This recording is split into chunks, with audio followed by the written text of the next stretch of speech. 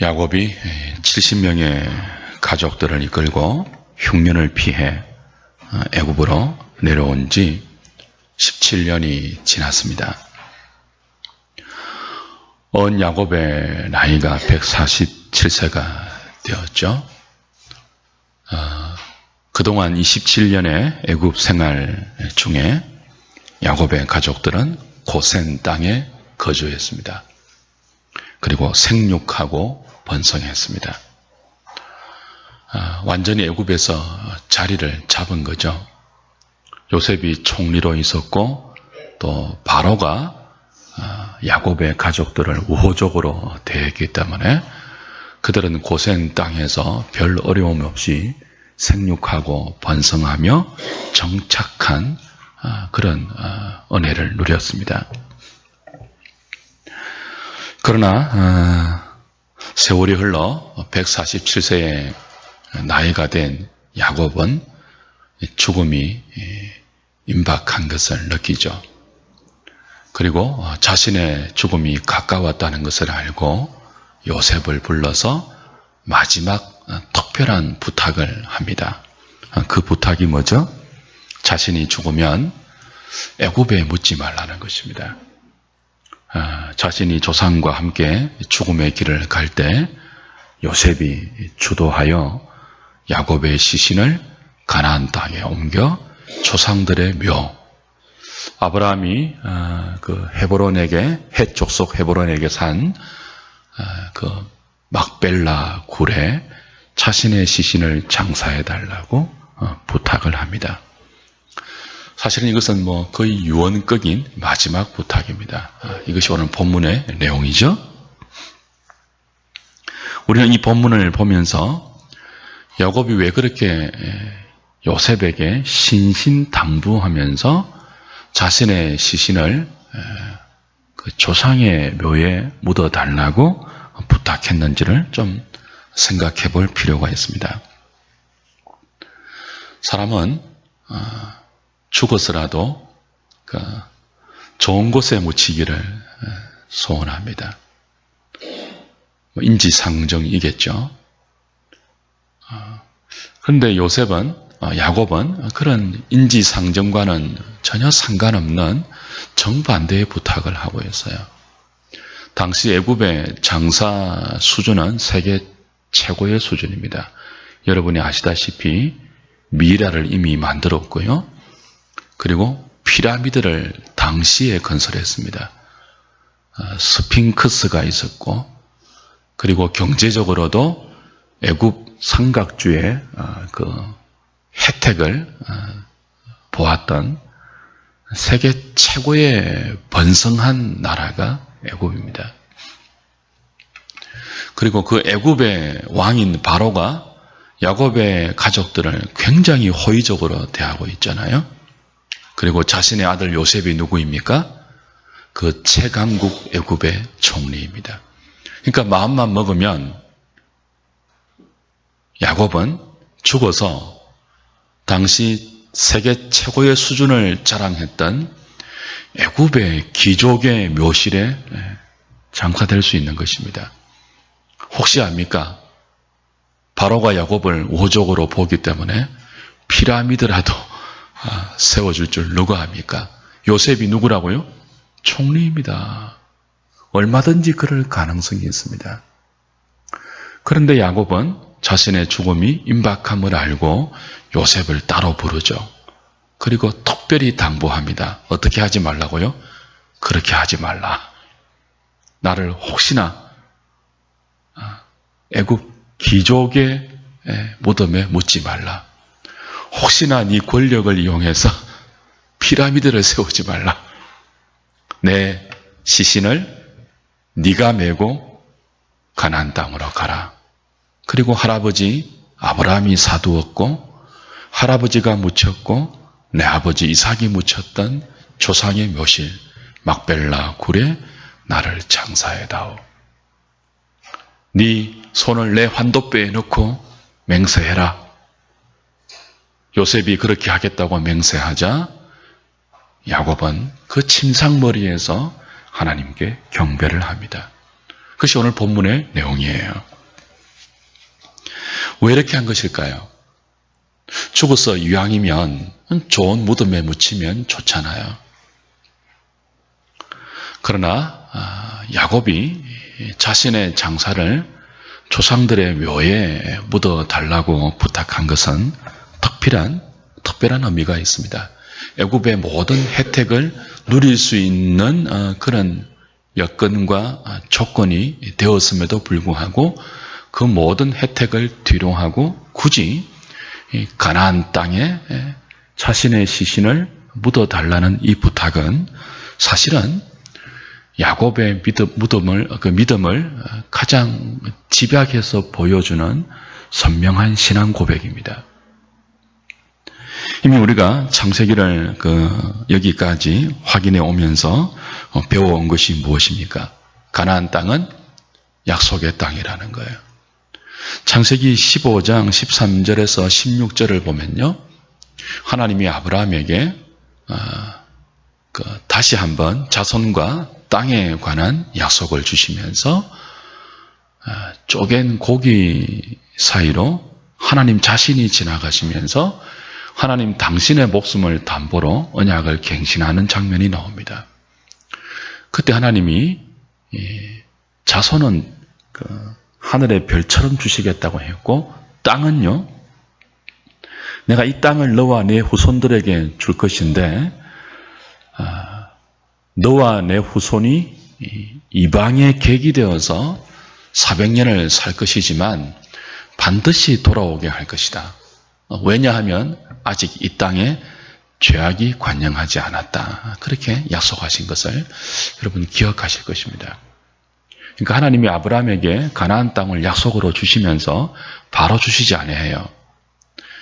이방의 객이 되는 기간을 허락하신다고 했습니다. 그리고 4대 만에, 조금 정확하게는 400년 만에 돌아오게 할 것이라고 했습니다. 그 이유가 무엇이라고요? 아직 이 땅이 죄악이 관영하지 않았기 때문이라는 그런 거예요. 그러니까 하나님이 가나안 땅을 약속의 땅으로 주실 때는 그냥 주시는 것이 아니고 그 가나안 땅에 관영한 죄악을 당신의 백성들로 하여금 심판하게 하고 그 땅에 하나님의 나라를 만드는 것이 하나님의 계획입니다. 그런데 아직 그 땅에 죄악이 심판할 만큼 관영하지는 않았대요. 예표로 무엇은 보여주었습니까? 소돔 고모라 땅의 심판은 보여주었지만 아직 가나안 전역이 그렇게 하나님의 심판을 전면적으로 당할 만큼 관영하지는 않았죠. 이 죄악이 관영한 때 400년 후입니다. 그때까지 내가 너희들을 이방의 객이 되게 할 것이지만 그러나 반드시 돌아오게 할 것이다. 그 약속을 주셨어요. 아브라함도 그 약속을 바라보고 살았습니다. 그런데 그 약속대로 그 땅은 뭐예요? 받지는 못했어요. 하나님이 이 땅을 주시겠다는 약속, 반드시 주시겠다는 약속을 바라보고 살았지만 그 약속을 자신의 기업으로 받지는 못했어요. 한 것이 있다면은 땅을 주고 은 400세겔의 땅을 주고 안에 사례가 묻힐 막벨라 굴을 산 것이 전부입니다. 나머지 가나안 땅은 받지를 못했어요. 그런데 그 하나님의 약속을 바라보고 살다가 죽어서 어디에 묻혀요? 그 약속을 소망으로 바라보는 막벨라 굴에 묻히죠. 그리고 아브라함은 그 약속을 이삭에게 계승합니다. 이삭도 뭐죠? 그 약속을 바라보고 살다가 죽습니다. 약속의 땅을 기업으로 아직 받지는 못해요. 그리고 이삭도 죽어서 어디에 장사되죠? 아브라함과 사라가 묻혔던 막벨라 굴에 장사됩니다. 이삭도 야곱에게 그 약속을 이어주었죠. 그리고 하나님은 창세기 46장에 가면 이제 그 가나안 땅에 기근이 와서 참 살 수가 없었지 않습니까? 그래서 요셉을 통해서 모든 가족을 애굽으로 초청하는데 그때 야곱이 주저합니다. 이 땅을 떠나서는 안 되는데 주저해요. 주저하던 야곱에게 하나님이 나타나시죠. 그리고 뭐라고 하세요? 46장 4절에 보면 주저하지 말라. 내가 너와 함께 애굽으로 내려가겠다. 그리고 반드시 너를 이 땅에 돌아오게 하겠다. 그리고 요셉을 통해서 네 눈을 감기도록 해주겠다. 약속을 하십니다. 그 약속을 받고 야곱은요, 더 이상 주저하지 않고 가나안을 떠나 애굽으로 갑니다. 그리고 17년이 지난 거예요. 그리고 이제 147세가 되어서 이 마지막 부탁을 하는 거예요. 그 하나님의 약속을 기억하면서. 그래서 요셉을 부르는 거죠. 하나님은 이렇게 할아버지 아브라함에게 약속하셨고 나의 아버지 이삭에게 약속하셨고 또 얼마 전에 17년 전에 우리가 가나안 땅을 떠나서 애굽으로 올 때도 그 약속을 다시 확인해 주셨다. 내 믿음은, 내 소망은 여기가 아니다.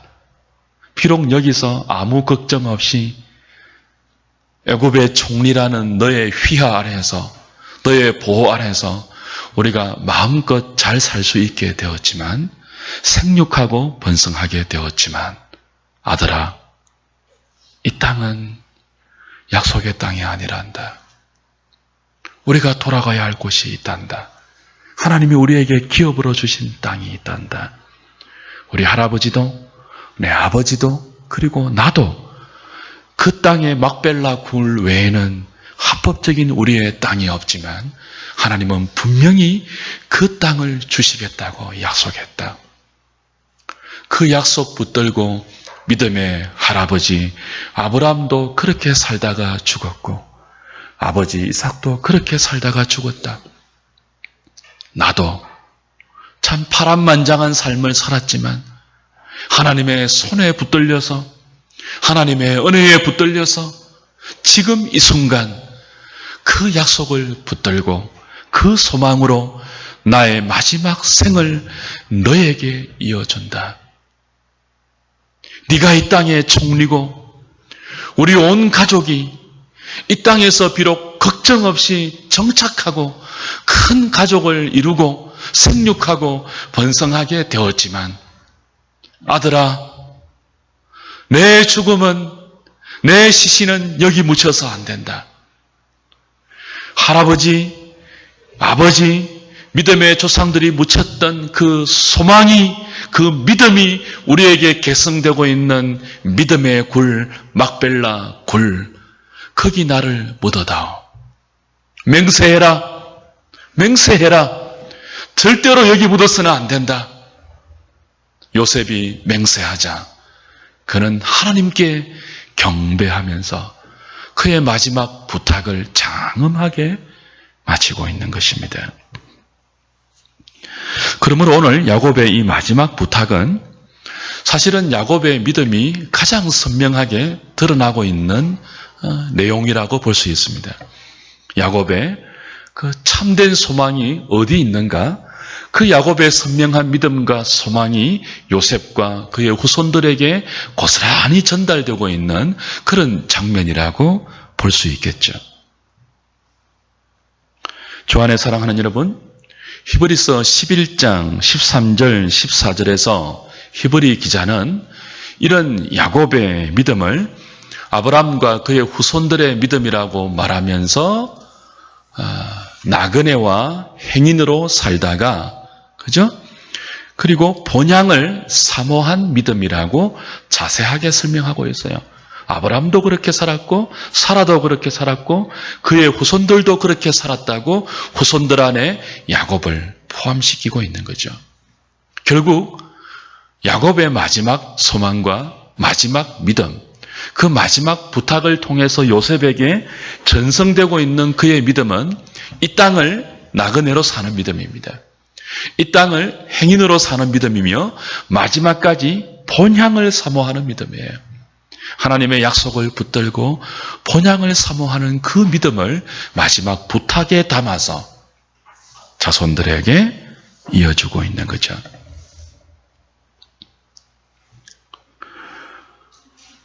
자신이 그 믿음과 상관없이 살았던 젊은 시절이 있었지 않습니까? 그러나 하나님은 이런 야곱을 붙들어서 이름을 이스라엘로 변화시킵니다. 오늘 본문은 그의 죽음이 임박할 때를 이스라엘이 그렇게 부릅니다. 하나님은 야곱을 이스라엘로 변화시켜 가면서 결국 어디까지 만들어 오신 거예요? 마지막 죽음이 임박한 순간에 그 자식들에게 애굽의 화려한 문화에 동화되지 말고 그들의 믿음과 그들의 삶을 하나님의 약속이 담겨있는 막벨라 굴로 보여주면서 그걸 바라보고 살아야 한다는 것을 교훈하고 있는 것입니다.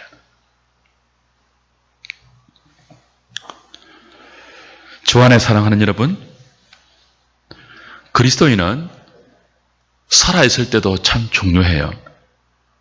우리가 사는 동안에 우리의 믿음을 세상 가운데 보이고 사는 동안에 우리의 믿음을 자식들에게 우리의 몸과 우리의 말로 가르치는 것 굉장히 중요해요.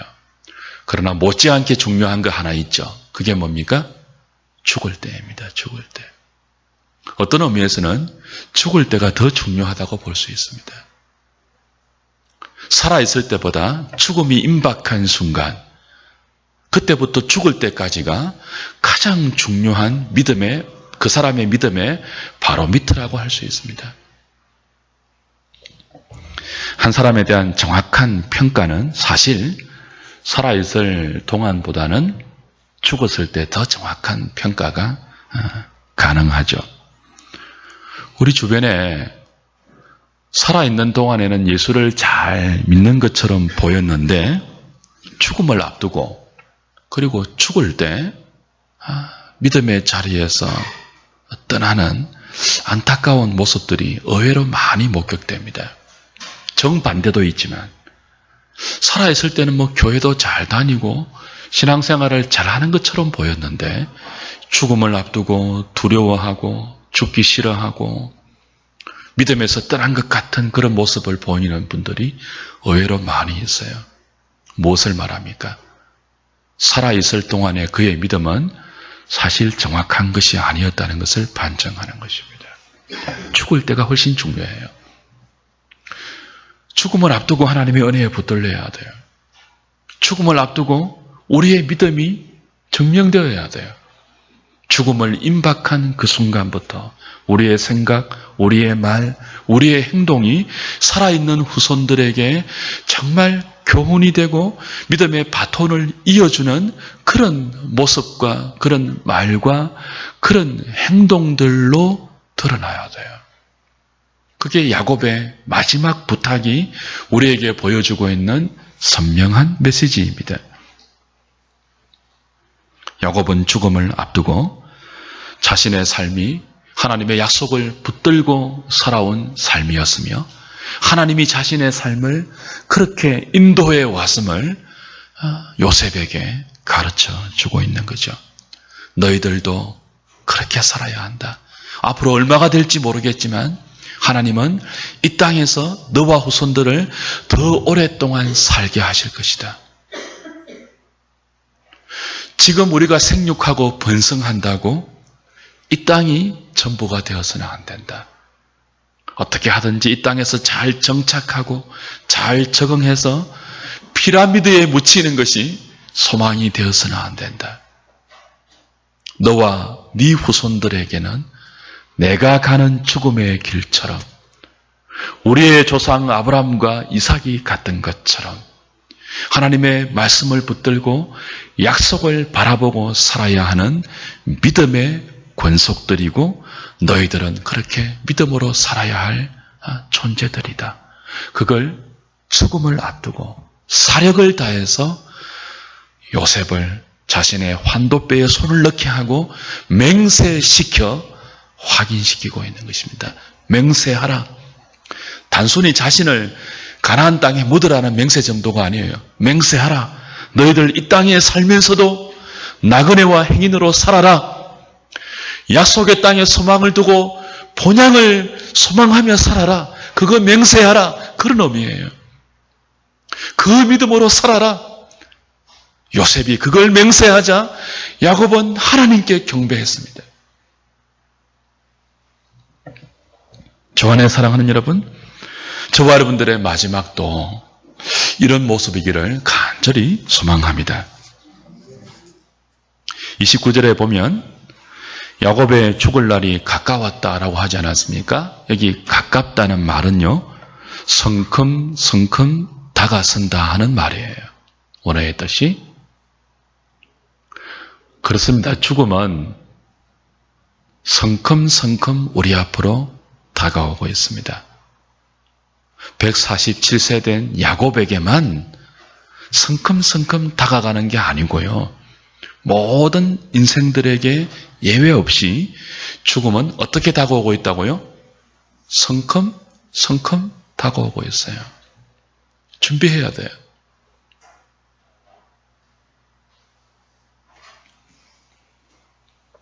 우리가 죽을 때 믿음의 바통이 잘 이어져야 합니다. 내가 죽을 때 내 후손들이, 주위에 있는 남아있는 사람들이 이 땅의 욕심을 버리고 하늘의 소망을 가지게끔 죽어야 합니다.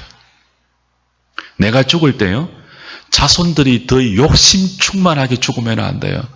내가 죽을 때 자손들이 유산 때문에 싸우도록 죽어서는 안 돼요. 내가 죽을 때 자손들이 믿음을 흐리게 만들고 죽으면 안 돼요. 우리가 죽을 때 자손들이 맹세할 수 있어야 합니다. 우리도 믿음으로 살겠습니다. 우리도 아버지처럼 이 땅을 나그네와 행인으로 살겠습니다. 우리도 아버지처럼 본향을 사모하며 살겠습니다. 너 맹세해. 맹세시키고 죽을 수 있어야 합니다. 내가 죽을 때 요셉아, 너 총리의 권세 가지고 나를 피라미드에 좀 장사 지내면 안 되겠니? 그렇게 하지 마세요. 조상의 묘실에 묻어라. 그 믿음의 바톤을 너도 이어받아라. 내가 할아버지에게서, 아버지 이삭에게서 물려받았던 이 믿음의 바톤, 복음의 바톤, 그것이 너에게 그대로 전달되어서 믿음의 릴레이가 약속의 땅에 가는 그날까지 끊어지지 아니하고 잘 이어져야 한다. 그 맹세를 우리도 우리의 죽음의 순간에 후손들에게 물려줄 수 있어야 하는 거죠. 하나님이 저와 여러분들에게 애굽 같은 이 땅을 살 때 우리에게도 생육하고 번성하는 은혜를 주시기를 바랍니다. 저는 우리 하누리 식구들이 이 땅에서 다 하나님의 은혜 가운데 생육하기를 기도하고 있습니다. 번성하기를 기도하고 있습니다. 그러나 그 은혜를 받는다 할지라도 우리가 꼭 유념해야 할 것이 무엇입니까? 우리가 비록 이 땅에서 생육하고 번성한다 할지라도 여기는 우리의 소망이 아니에요. 생육하고 번성할수록 우리는 나그네 의식을 가져야 돼요. 우리는 행인의 의식을 가져야 돼요. 생육하고 번성할수록 우리의 본향은 가나안이라는 것을 잊지 말아야 돼요. 오히려 하나님께서 생육하고 번성하는 은혜를 주신다면 그건 우리로 하여금 이 땅에서 그 생육을 근거로 해서 더 잘 정착하게 만드는 은혜가 아니고 오히려 우리로 하여금 그 생육을 근거로 해서 그 번성을 바탕으로 해서 더 나그네 의식을 가지고 본향을 사모하도록 하나님이 허락하신 은혜임을 잊지 말아야 합니다. 생육하고 번성한 은혜를 받아 누리는 동시에 나그네 의식을 더 뚜렷이하고 본향의 의식을 가지고 약속의 말씀에 붙들려 우리의 남은 생에도 그렇게 말씀이 이끄는 대로 그 소망을 뚜렷이 하면서 달려갈 수 있는 하누리 식구들 될 수 있기를 부탁드립니다. 말씀을 좀 맺을까요? 주 안에 사랑하는 여러분, 147세 눈이 잘 보이지 않는 야곱입니다. 기력이 없어요. 히브리 11장 보면요, 지팡이를 의지하고 침상에서 하나님께 야곱이 경배했다고 했습니다. 지팡이를 의지하지 않으면 일어날 수도 없는 노쇠한 147세 눈 어두운 야곱의 모습을 상상해 보십시오. 그가 마지막 기력을 다해서 요셉에게 부탁하고 있는 그 부탁의 모습을 상상해 보십시오. 나를 여기 묻지 말라. 나의 시신을 조상의 묘실에 장사하라. 내가 죽는 것처럼 너희들도 그렇게 살아야 한다. 애굽의 소망을 두지 말라. 여기서 하나님이 번성하는 은혜를 준다 할지라도, 여기서 생육하는 은혜를 준다 할지라도 너희들의 소망은 약속한 땅이다. 그 맹세를 받아내고 요셉이 맹세를 하자 그 노년의 야곱이 하나님의 이름을 부르면서 경배하고 있는, 안도하면서 경배하고 있는, 감사하면서 경배하고 있는 그 모습을 상상해 보십시오. 저는 이 설교를 준비하면서 그 노년의 147세의 야곱의 모습을 연상하며 눈물이 어렸습니다.